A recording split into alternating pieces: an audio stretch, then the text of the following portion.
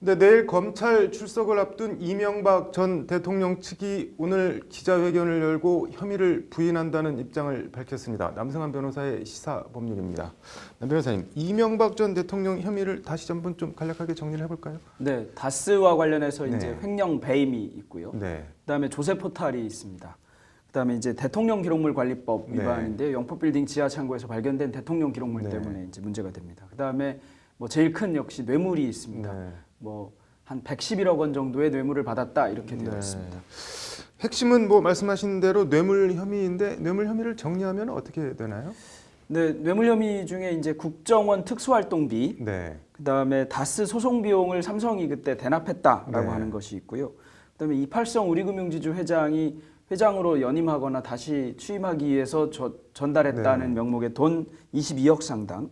그다음에 기타 불법 자금이 있습니다. 뭐 ABC 상사, 김소남 전 의원, 또 성동조선해양 뭐 이런 데서 관련돼서 받은 것이 한 11억 원 정도 이런 것들이 뇌물이라고 언급되고 있습니다. 네, 다스부터 좀 볼까요? 이거 이전 대통령이 받은 게 아니라 소송비 대납, 그러니까 다스가 받은 거잖아요. 근데 이 경우에도 뇌물이 성립이 하는가요, 어떤가요? 네, 이제 다스가 받은 것이니까 이거 뭐 해봐야 제3자 뇌물 아니냐 이럴 소지가 있는데요. 다스가 실소유주가 누구인가에 따라서 달라지는 것 같은데 검찰은 다스의 실소유주가 이명박 전 대통령이라고 보고 있다는 겁니다. 그렇기 때문에 이것을 제3자 뇌물 제공으로 하지 않고 다스의 소송비를 대납한 것은 이명박 대통령을 보고 준 것이다 이렇게 봐서 그냥 단순 뇌물죄 또는 특가법상의 뇌물죄로 하려고 하는 것 같습니다. 그럼 만약 재판부에서 다스가 이명박 전 대통령 거라는 검찰 주장을 안 받아들이는 경우에는 어떻게 되는 건가요, 그럼?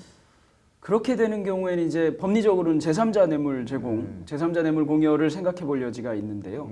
그런데 제3자 뇌물 제공의 경우에도 왜 줘야 되는지 동기가 있어야 하는 건데 이명박 대통령께 아니라면 다스에 뇌물을 제공할 이유가 별로 없거든요. 그러다 보니까 제3자 뇌물 제공으로 갈 수 있다고는 하지만 일단 이명박 전 대통령께 아니라고 한다면 제3자 뇌물 제공을 비롯한 뇌물죄 성립 자체가 꽤 어려워지지 않을까 생각합니다. 네.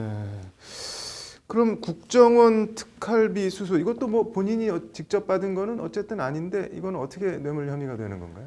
예, 국정원 특수활동비 관련해서는 이제 김백준 전 기획관 등이 받은 것인데요.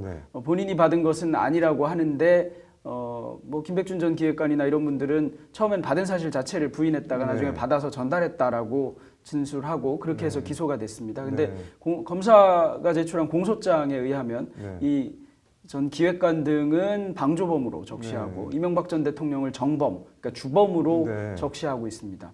아무래도 이명박 전 대통령 측에 전달된 것이라서 수수한 사람은 이명박 전 대통령이다 실질적으로 이렇게 보고 있는 것 같습니다. 네, 그러면은 이팔성 전 회장이 MB 사위나 형 뭐 상황 이상득한테 돈을 준 건 이것도 그럼 뇌물 비슷한 취지로 되는 건가요? 네, 이 내용이 좀 독특한데요. 이게 16대 대통령 선거하고 이전 대통령 취임을 앞둔 시점에 돈을 준 겁니다. 근데 이명박 전 대통령의 맞사위인 이상주 당시 삼성전자 법무실 팀장, 그다음에 또 이상득 그 이명박 대통령의 형에게 전달했다는 것인데요.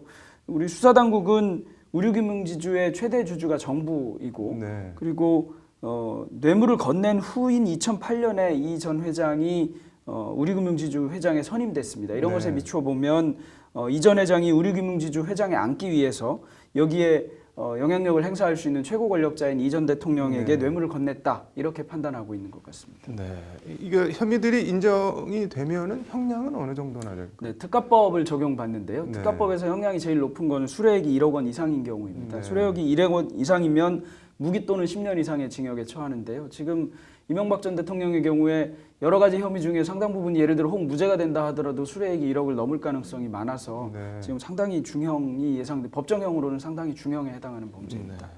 재판을 전망해 본다면 어떻게 될 것 같은가요? 네, 박근혜 전 대통령 재판과는 달리 이명박 전 대통령의 재판, 특히 뇌물과 관련해서는 뇌물을 수수한 경위가 조금 단순하지 않습니까? 아무래도 박 전 대통령의 경우에는 뭐 재단으로 출연한다든가 이런 점 때문에 법리적인 다툼이 좀 있을 수 있는데 뇌물죄에서 중요한 것은 제일 먼저 돈을 줬는지 받았는지입니다. 근데 그 부분이 조금 입증이 아무래도 박 전 대통령 사건보다 좀 쉬울 것 같고요. 그러다 보니까 그 다음의 문제, 법리 문제로 돌아갈 것 같습니다. 국정원 특수활동비와 관련해서는 이게 뇌물인가 아닌가에 대해서 박 전 대통령 재판에서 일부 법리 판단이 먼저 나올 것 같습니다.